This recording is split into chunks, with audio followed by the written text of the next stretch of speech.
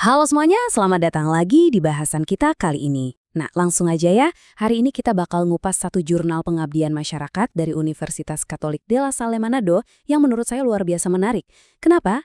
Karena mereka menyoroti satu krisis yang sering banget tersembunyi.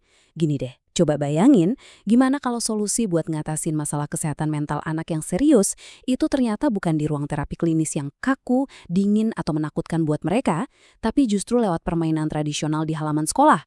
Wah, kedengarannya kayak agak paradoks kan? Tapi tunggu dulu, faktanya bener-bener ngebuktiin sebaliknya.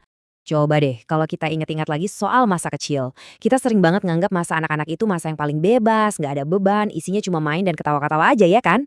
Tapi beneran gitu nggak sih kenyataannya? Ilusi kita soal masa kecil yang indah ini seketika runtuh loh pas kita ngeliat realita pahit yang sebenarnya terjadi di sekitar kita. Apalagi buat anak-anak usia SD.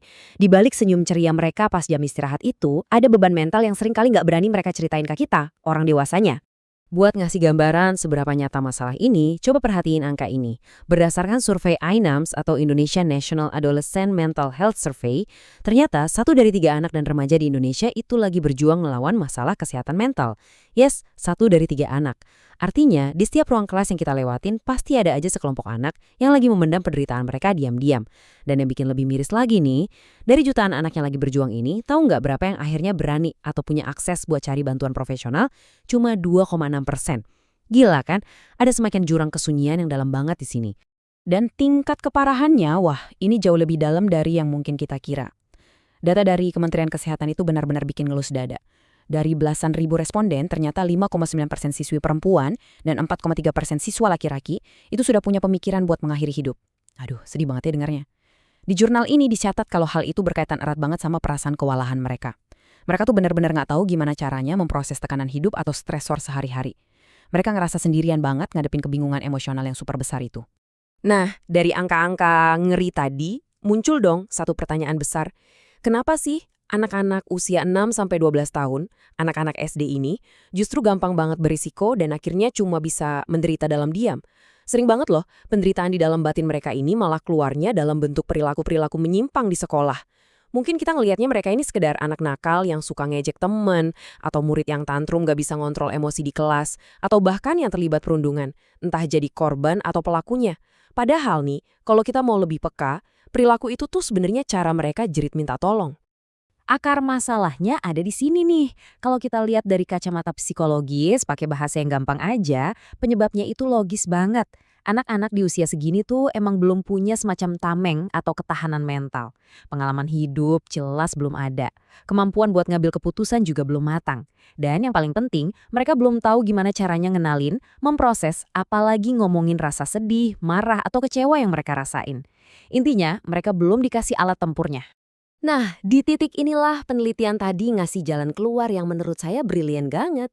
Mereka nerapin satu metode di SD Negeri Maumbi, Kabupaten Minahasa Utara yang namanya play therapy atau terapi bermain.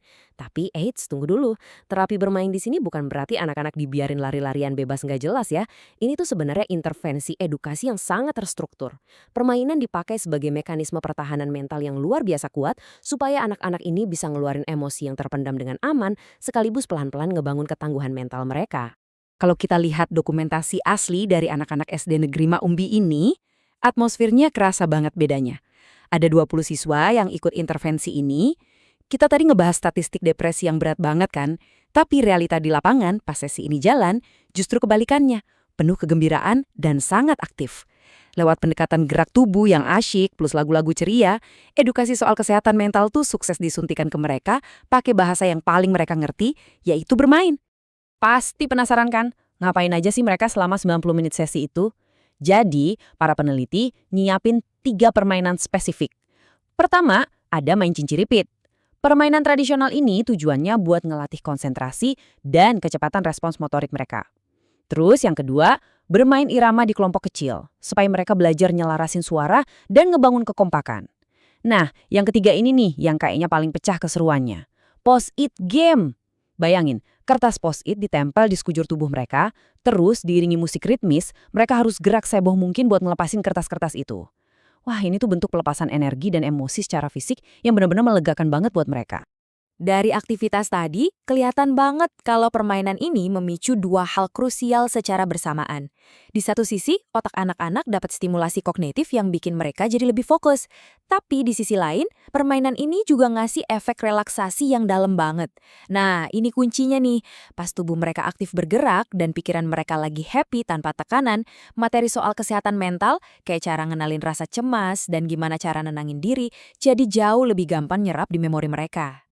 Terus seampuh apa sih metode ini? Gimana hasil transformasinya di lapangan? Para akademisi ini kan nyatat perilaku dan kondisi emosional anak-anak ini sebelum dan sesudah intervensi ya. Dan ternyata perbedaannya drastis banget. Ini benar-benar bukti nyata yang harus kita perhatiin bareng-bareng. Data sebelum dan sesudah terapi ini benar-benar bikin merinding dalam artian positif ya.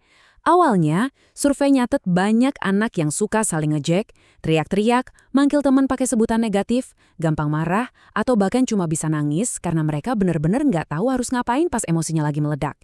Tapi, setelah sesi play terapi ini jalan, guru-guru dan peneliti ngelihat perubahan yang luar biasa. Anak-anak ini jadi jauh lebih rileks, antusias, dan bahagia. Dan yang paling bikin bangga, mereka akhirnya bisa menyebutkan kembali materi yang diajarkan dan ngenalin kebiasaan emosional mereka sendiri.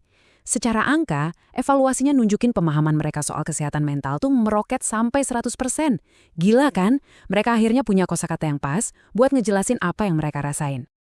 Terus, kenapa terobosan ini penting banget buat kita semua? Buat pendidik, orang tua, atau kita masyarakat luas? Karena hal ini ngebuktiin secara nyata kalau pendekatan buat nenganin masalah psikologis itu nggak selalu harus kaku. Metode ini sukses besar dan pastinya gampang banget buat direplikasi di berbagai daerah. Ini tuh ibarat cetak biru buat ngebangun masa depan yang lebih sehat.